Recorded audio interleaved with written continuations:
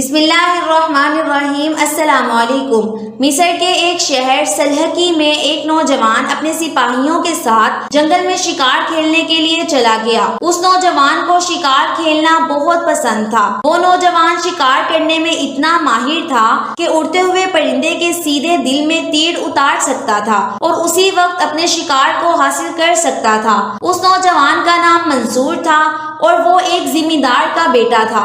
وہ ذمہ دار کوئی عام ذمہ دار نہیں تھا بلکہ 12 گاؤں کا مالک تھا، لیکن اتنی دولت، اتنی طاقت ہونے کے بعد وہ ذمہ دار بہت مہربان اور رحم دل تھا۔ ان 12 گاؤں میں کسی غریب کی بیٹی کی رخصتی کے لیے رقم نہ ہوتی تو وہ اپنے پیسوں سے ان کی رخصتی کرواتا، اور اگر کوئی بیمار ہو جاتا تو وہ علاج کے پیسے بھی وہ ذمہ دار ہی ادا کرتا۔ گاؤں والے اس سے بہت خوش تھے اور اسی گاؤں والوں کی دعاؤں کی بدولت وہ ذمہ دار بہت دولت مند بنتا جا رہا تھا۔ منصور نے اس دن بھی شکار کھیلتے ہوئے تیر چلایا تو تیر کا نشانہ چوک گیا اور تیر ایک پرندے کے لگنے کے بجائے ایک 10 سالہ بچے کو جا لگا جو چولہے میں آگ جلانے کے لیے جنگل سے لکڑیاں لینے کے لیے آیا تھا، اور تیر سیدھا اس کے دل میں لگا اور اس بچے کی اسی وقت موت ہو گئی۔ منصور دوڑتا ہوا اس بچے کے پاس پہنچا تو تیر سیدھا اس کے دل میں لگنے کی وجہ سے اس کی موت ہو چکی تھی۔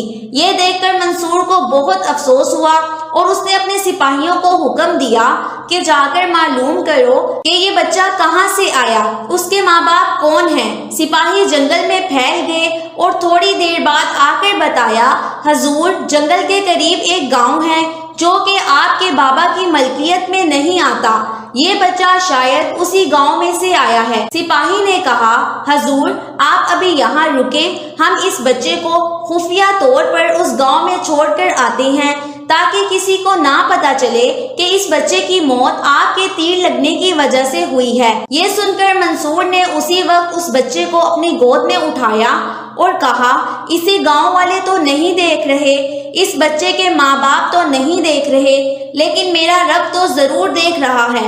لہٰذا منصور نے اسی وقت اس بچے کو اٹھایا اور اس گاؤں کی طرف چل پڑا۔ جب منصور گود میں اٹھائے اس بچے کو لے کر اس گاؤں میں پہنچا تو بچے کو زخمی حالت میں دیکھ کر تمام گاؤں والے اسی وقت اکٹھے ہو گئے، اور اتنے میں ایک عورت چیختی چلاتی ہوئی منصور کے قریب آئی اور آ کر اس بچے کو دیکھ کر رونے پیٹنے لگی۔ وہ اس بچے کی ماں تھی۔ منصور نے بچے کو اپنی گود سے اس ماں کی گود میں دیتے ہوئے کہا، اے خاتون، اس بچے کی موت میرے تیر کے لگنے کی وجہ سے ہوئی ہے، لیکن میں نے اس بچے کو جان بوجھ کر نہیں مارا۔ یہ خبر سن کر اس گاؤں میں قیامت برپا ہو گئی اور گاؤں والے بہت غصے میں آ گئے۔ گاؤں والوں نے اس نوجوان کو پکڑا اور قاضی صاحب کے پاس لے گئے۔ منصور ان کے ساتھ چل پڑا۔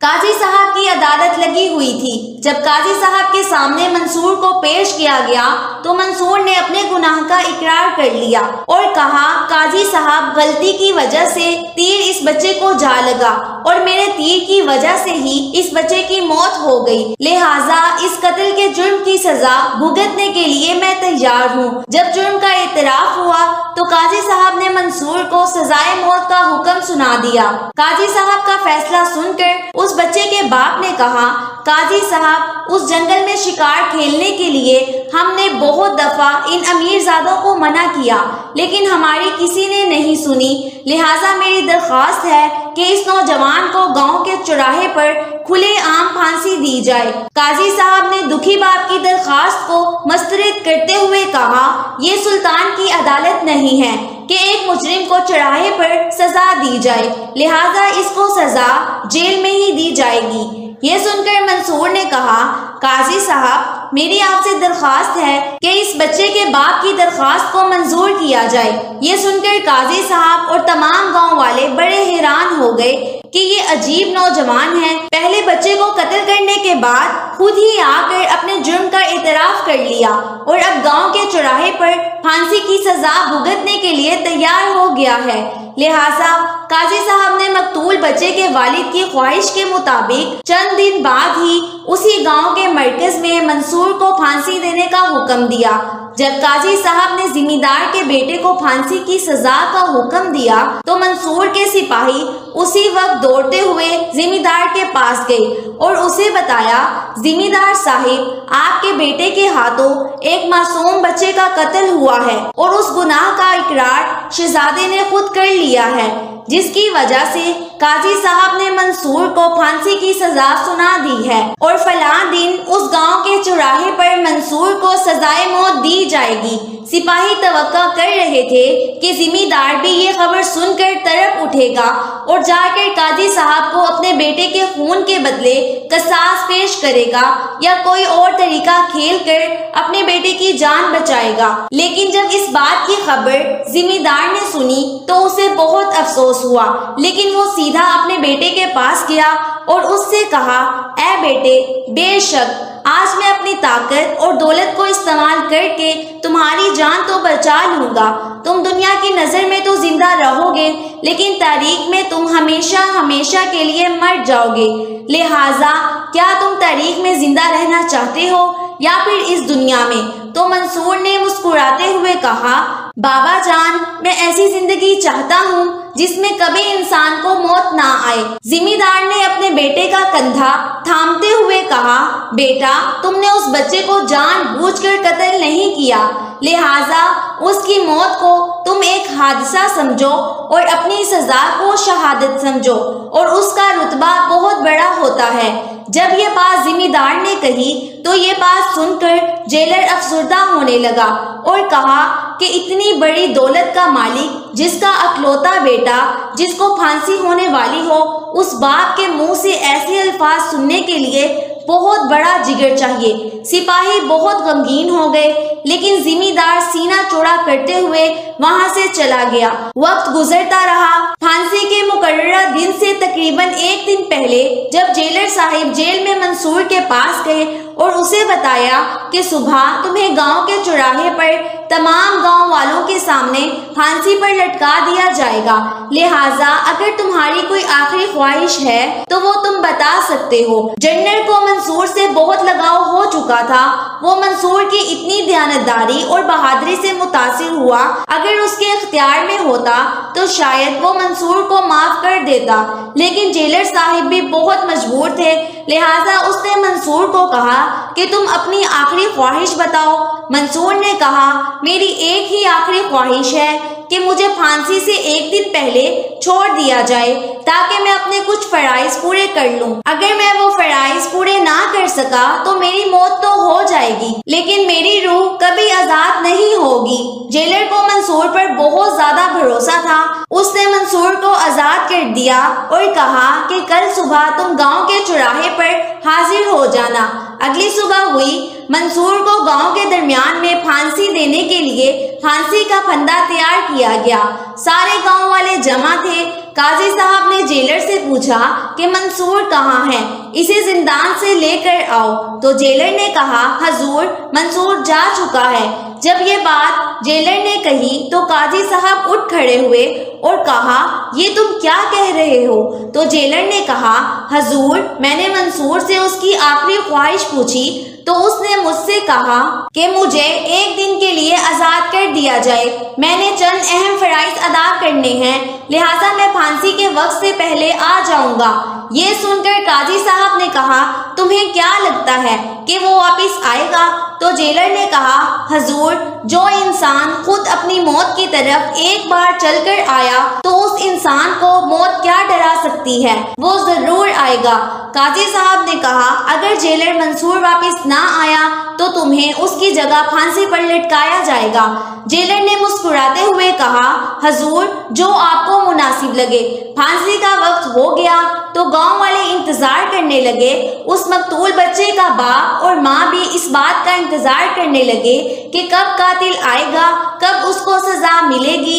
وہ اس ماں کا اکلوتا بچہ تھا، لہٰذا ایک طرف اس منصور کو دیکھتی تو دوسری طرف اپنے بچے کو دیکھتی، دوبارہ اس کے دل میں انتقام کی آگ بھڑکنے لگتی، لہٰذا وہ چاہتے ہوئے بھی منصور کو معاف نہیں کر سکتی تھی۔ پھانسی کا وقت ہو گیا لیکن ابھی تک منصور واپس نہیں آیا۔ تمام گاؤں والے قاضی صاحب اور جیلر کو دیکھنے لگے۔ اگر منصور واپس نہ آیا تو اس کی جگہ پر جیلر کو پھانسی دی جائے گی۔ جب جیلر نے دیکھا کہ ابھی تک منصور واپس نہیں آیا تو جیلر اپنی نشست سے اٹھا اور اپنے ہاتھ میں پکڑی ہوئی ایک چھڑی قاضی صاحب کے حوالے کرتے ہوئے پھانسی کے پھندے کی طرف بڑھنے لگا تو اتنے میں دور سے گھوڑے کے دوڑنے کی آواز آنے لگی۔ تمام لوگوں نے غور سے دیکھا تو چند ہی لمحوں میں ایک چہرہ نمودار ہوا اور وہ چہرہ منصور کا تھا۔ منصور گھوڑے سے اترا اور سیدھا پھندے کی طرف پہنچ گیا۔ قاضی صاحب نے جلاد کو حکم دیا کہ پھانسی کا پھندا اس کے گلے میں پہنایا جائے، لیکن پھر قاضی صاحب نے کہا پھانسی کا پھندا پہنانے سے پہلے میں منصور سے اپنی طرف سے ایک آخری خواہش پوچھنا چاہتا ہوں۔ قاضی صاحب اس کے پاس گئے اور کہا تمہاری کوئی ایسی آخری خواہش ہو جو پوری نہ ہوئی ہو؟ تو اس نے کہا قاضی صاحب میرے پاس گاؤں کے سینکڑوں لوگوں کی امانتیں موجود تھیں اور وقت ایک دن کا تھا۔ ایک دن میں نے نہ ہی پانی پیا اور نہ ہی ایک نوالا روٹی کا کھایا، لیکن ابھی بھی ایک امانت جس میں بوڑھی عورت کی بیٹی کے زیورات اور سونے کے سکے تھے جو کہ میں واپس نہیں کر سکا، وہ فلاں جنگل میں اس درخت کے نیچے چھپائے ہوئے ہیں۔ اگر وہ آپ رقم نکال کر اس بوڑھی عورت کے حوالے کر دیں تو یہ آپ کا بہت بڑا احسان ہوگا۔ یہ سن کر قاضی کی آنکھوں میں آنسو آنے لگے اور کہا تم جیسا نوجوان آج تک میں نے اپنی زندگی میں نہیں دیکھا۔ یہ سن کر قاضی صاحب نے اسی وقت حکم دیا کہ اس منصور کی جگہ مجھے پھانسی دی جائے۔ یہ خبر سن کر تمام گاؤں والے بڑے حیران ہو گئے تو اتنے میں جیلر صاحب نے کہا نہیں قاضی صاحب نہیں، اس نوجوان کی جگہ میں پھانسی پر چڑھنا چاہتا ہوں۔ تمام لوگ ایک دوسرے کو دیکھ کر رونے لگے اور تمام لوگ کہنے لگے اس نوجوان کی دیانتداری نے ہمیں اتنا متاثر کیا کہ ہم اس نوجوان کی جگہ پر پھانسی پر لٹکنے کے لیے تیار ہیں۔ دیانتداری اور بہادری نے گاؤں والوں کو اتنا متاثر کیا کہ سارے کا سارا گاؤں منصور کی جگہ پھانسی کی سزا بھگتنے کے لیے تیار ہو گیا۔ پورے گاؤں میں ہلچل مچ گئی تو اسی دوران اسی جگہ سے سلطان صلاح الدین ایوبی رحمت اللہ علیہ کے قافلے کا گزر ہوا۔ اس گاؤں میں بہت زیادہ ہجوم ہونے کی وجہ سے سلطان نے اپنے سپاہی کو حکم دیا کہ جا کر معلوم کرو کہ آخر اس گاؤں میں اتنا زیادہ رش کیوں ہے۔ سپاہی گیا اور آ کر جو سلطان کو خبر دی اس نے سلطان کو ہلا کر رکھ دیا۔ اس نے سلطان کو بتایا حضور آج اس گاؤں کے چراہے پر ایک نوجوان کو پھانسی دی جانے والی تھی، لیکن عین موقع پر قاضی صاحب کہنے لگے مجھے اس نوجوان کی جگہ پر پھانسی دی جائے۔ جس قاضی صاحب نے اس نوجوان کو پھانسی کی سزا سنائی وہ خود اس کی جگہ پھانسی پر لٹکنے کے لیے تیار ہو گئے اور پھر چند لمحوں بعد اس جیلر نے جس نے اس کو اتنے دن جیل میں رکھا اس کی جگہ پھانسی پر لٹکنے کے لیے تیار ہو گیا۔ حتیٰ کہ جس گاؤں کے بچے کو اس نوجوان نے قتل کیا وہ سارے کا سارا گاؤں اس نوجوان کی جگہ سزا بھگتنے کے لیے تیار ہو گیا۔ یہ سن کر سلطان بڑا حیران ہوا کہ آخر وہ نوجوان ہے کون اور پھر اس نوجوان میں ایسی کون سی بات ہے کہ اس کی جگہ تمام لوگ پھانسی پر لٹکنے کے لیے تیار ہو گئے۔ تو سلطان صلاح الدین ایوبی رحمت اللہ علیہ سیدھا گھوڑے پر سوار اس جگہ پہنچے اور جا کر قاضی صاحب کو کہا قاضی صاحب آخر یہ کیا معاملہ ہے؟ تمام لوگوں نے سلطان کو دیکھا تو گاؤں میں دوڑ لگا دی اور قاضی صاحب نے سلطان صلاح الدین ایوبی رحمت اللہ علیہ کو شروع سے لے کر آخر تک دیانتداری اور بہادری سے بڑی داستان سنائی۔ سلطان صلاح الدین ایوبی رحمت اللہ علیہ نے ساری داستان سن کر بہت غمگین ہو گئے۔ پھر اتنے میں سلطان صلاح الدین ایوبی رحمت اللہ علیہ نے منصور کو کہا بے شک غلطی سے قتل ہوا ہے، لہٰذا تم اس موت کو شہادت کی موت سمجھو اور شہادت کا بہت بڑا رتبہ ہوتا ہے اور تمہاری دیانتداری کی داستان تاریخ میں لکھی جائے گی۔ جب اس نوجوان کو پھانسی دی جانے لگی تو اس وقت بچے کا باپ اور اس کی ماں رو رو کر چیخ کر کہنے لگے سلطان معظم اس نوجوان کو ہم اپنے بیٹے کا خون معاف کرتے ہیں، ہم تو صرف اس نوجوان کی دیانتداری اور بہادری کو دیکھ رہے تھے تاکہ اس بات کو تاریخ میں لکھا جائے کہ ایک نوجوان کی بہادری اور دیانتداری سے قاضی صاحب جس نے اپنے قلم سے اس نوجوان کو پھانسی کی سزا سنائی اور جیلر حتیٰ کہ تمام گاؤں والے متاثر ہو کر اس نوجوان کی جگہ پھانسی پر لٹکنے کے لیے تیار ہو گئے، اور اس کے بعد ان دونوں نے منصور کو یعنی ذمہ دار کے بیٹے کو معاف کر دیا۔ اس وقت سلطان صلاح الدین ایوبی رحمت اللہ علیہ نے تاریخی الفاظ کہے کہ حضور نبی کریم صلی اللہ علیہ وآلہ وسلم کا فرمان عالی شان ہے کہ جو شخص حق پر ہوتے ہوئے کسی کو معاف کر دے، انتقام نہ لے، جھگڑا نہ کرے، تو میں محمد صلی اللہ علیہ وآلہ وسلم اس شخص کی بڑھتی ہوئی عزت، شان و شوکت کی گواہی دیتا ہوں۔